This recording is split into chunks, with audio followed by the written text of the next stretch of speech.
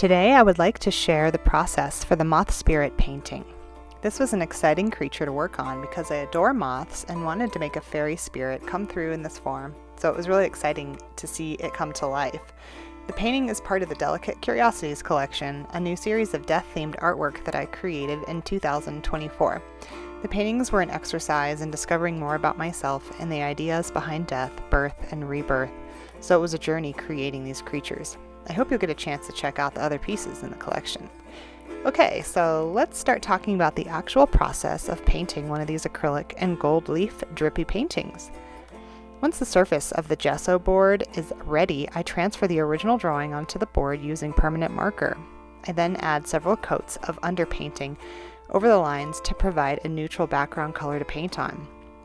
I know what colors I want to use for the painting because I created a digital painting before working with my actual paints. I add gold leaf adhesive to the moth. This smells really strongly like a powerful glue. Once the adhesive is dry, I apply the gold leaf using my fingers and gently push the leaf into the clear and dried adhesive. Then I take my painting outside and brush away the leaf using a soft brush. Now I start to glaze, which is so fun. Glazing is a painting technique used to add layers of transparent colors to a painting. Because I love to work in watercolor, I'm excited by how transparent colors bring base colors to life and add a layer of deeper and richer tones. To make a glaze with acrylic paint, add 1 part acrylic color to 5 parts glazing fluid. I use golden paints and mediums. You can play with your glazing medium to pigment ratio to get the desired transparency you want. I also add layers of opaque color to make the painting brighter where I want to.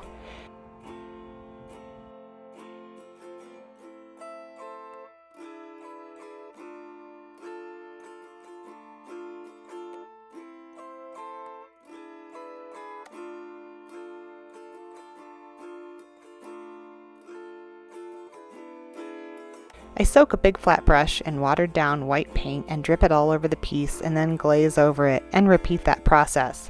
I start to add layers of detail.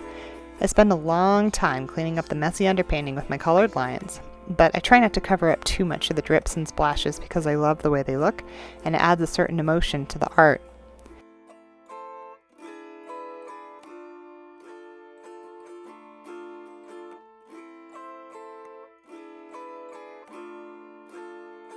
I like to glaze to add shadow in particular. It's very difficult to blend acrylic paints without using this technique.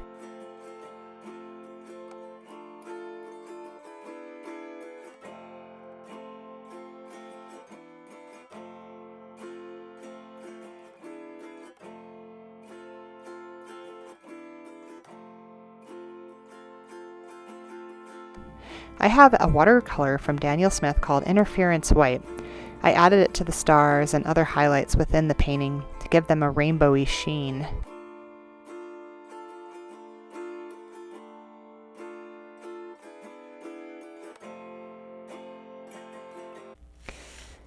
I take a break from the painting to clean up and repurpose my vintage frame. I'm just using Dawn soap and water to remove the old grease and grime that builds up on a 25-plus-year-old frame and gently wash it with a scouring pad. I dry off the frame using a paper towel, then I'll walk away from it for a few hours to let it totally dry outside. Then it's time to spray paint black on it. The spray paint is caustic and you don't want to breathe it in. It's the best way I have found to get a clear and even coat, and I'm pretty pleased with the richness of color. I add more gold leaf size to the frame so I can shine it up a bit. It really looks so much nicer and will fit the colors of the painting exactly how I want.